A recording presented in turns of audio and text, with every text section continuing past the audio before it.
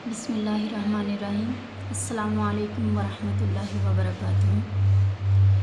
جماعت پنجم اسلامیات، سبق کا عنوان بیت عقبہ اولیٰ و ثانیہ۔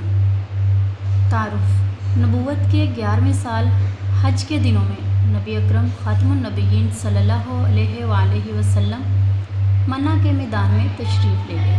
وہاں آپ خاتم النبیین صلی اللہ علیہ وآلہ وسلم نے حج کے لیے آنے والے قبائل کو دین حق کی دعوت دی۔ ایک روز عقبہ کے مقام پر آپ خاتم النبیین صلی اللہ علیہ وآلہ وسلم کی ملاقات یثرب کے 6 افراد سے ہوئی۔ ان لوگوں نے نبی آخر الزمان ختم النبیین صلی اللہ علیہ وآلہ وسلم کی آمد کے بارے میں مدینہ منورہ کے یہود سے سن رکھا تھا۔ جب آپ خاتم النبیین صلی اللہ علیہ وآلہ وسلم نے ان افراد کو اسلام کی دعوت دی تو انہوں نے فوراً قبول کر لی۔ پھر انہوں نے مدینہ منورہ واپس جا کر اپنے خاندان اور رشتہ داروں کو اسلام کی طرف بلایا۔ بیت عقبہ اولیٰ، نبوت کے 12ویں سال حج کے موقع پر مدینہ منورہ کے 12 اشخاص منع کی اس گھاٹی میں دائرہ اسلام میں داخل ہوئے اور نبی اکرم خاتم النبیین صلی اللہ علیہ وآلہ وسلم سے بیعت کی۔ تاریخ اسلام میں اس بیعت کا نام بیت عقبہ اولیٰ ہے۔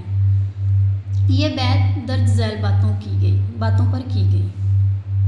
ہم اللہ تعالیٰ کے ساتھ کسی کو شریک نہیں ٹھہرائیں گے، چوری نہیں کریں گے، اپنی اولاد کو قتل نہیں کریں گے، کسی پر بہتان نہیں لگائیں گے، نبی اکرم خاتم النبیین صلی اللہ علیہ وآلہ وسلم کی اطاعت کریں گے۔ پھر نبی اکرم خاتم النبیین صلی اللہ علیہ وآلہ وسلم نے فرمایا، تم میں سے جس نے اس بیعت کی پابندی کی تو اس کے لیے جنت ہے، اور اگر کسی نے ان چیزوں میں کوئی خیانت کی تو اس کا معاملہ اللہ تعالیٰ کے سپرد ہے۔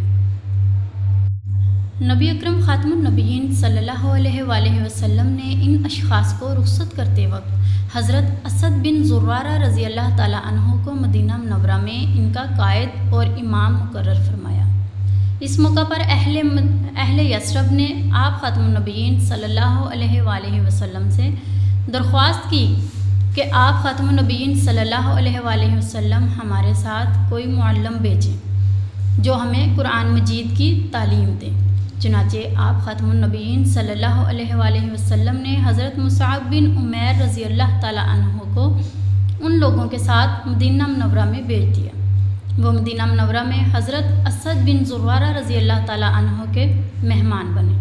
حضرت مصعب بن عمیر رضی اللہ تعالیٰ عنہ کی دعوت و تبلیغ بہت مؤثر ثابت ہوئی۔ آپ رضی اللہ تعالیٰ عنہ کی دعوت کے نتیجے میں کئی بااثر اور نامور شخصیات نے اسلام قبول کر لیا۔ بیت عقبہ ثانیہ، بیت عقبہ اولیٰ کے بعد کے 1 سال بعد حج کے موقع پر مدینہ منورہ کے تقریباً 75 اشخاص نے منع کی اس گھاٹی میں نبی اکرم خاتم النبیین صلی اللہ علیہ وآلہ وسلم کے ہاتھ پر بیعت کی۔ انہوں نے آپ خاتم النبیین صلی اللہ علیہ وآلہ وسلم کو مدینہ منورہ آنے کی دعوت بھی دی۔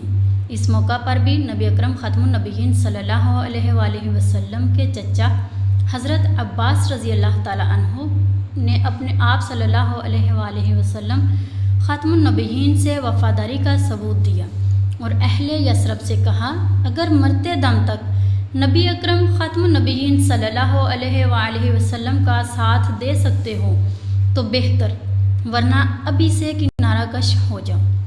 انہوں نے یہ عہد کیا کہ ہم لوگ آپ خاتم النبیین صلی اللہ علیہ وآلہ وسلم کی اور اسلام کی حفاظت کے لیے اپنی جان قربان کر دیں گے۔ نبی اکرم خاتم النبیین صلی اللہ علیہ وآلہ وسلم نے مسکراتے ہوئے فرمایا کہ اے اہل یثرب، میرا جینا مرنا تمہارے ساتھ ہوگا، تمہارا خون میرا خون ہے اور تم میرے ہو، میں تمہارا ہوں۔ بیت عقبہ ثانیہ ایک عظیم کامیابی ہے۔ یہ بیعت ہجرت مدینہ کا پیش خیمہ ثابت ہوئی، جس کے نتیجے میں مدینہ منورہ کی شکل میں ایک اسلامی ریاست وجود میں آئی۔ اب ہم مزید اس چیپٹر کے بارے میں جانیں گے کہ بیعت عقبہ کا معنی کیا ہے۔ بیعت عقبہ کا معنی ہے اطاعت و وفاداری کا عہد کرنا۔ مکہ مکرمہ سے منع آتے جاتے ہوئے منع کے مغربی کنارے سے گزرنا پڑتا تھا، یہی گزرگاہ عقبہ کے نام سے مشہور ہے۔ ایک اور ہے کہ بیعت عقبہ اولیٰ بیعت نساء کے نام سے مشہور ہوئی۔ بیعت عقبہ ثانیہ میں 2 عورتیں اور 73 مرد شامل تھے۔ یاد رکھیں کہ بیعت عقبہ ثانیہ کے موقع پر نبی کریم خاتم النبیین صلی اللہ علیہ وآلہ وسلم نے انصار کے مطالبے پر 12 نقیب مقرر فرمائے۔ یہ بڑے بڑے خاندانوں کے سردار تھے۔ جزاک اللہ۔ اللہ حافظ۔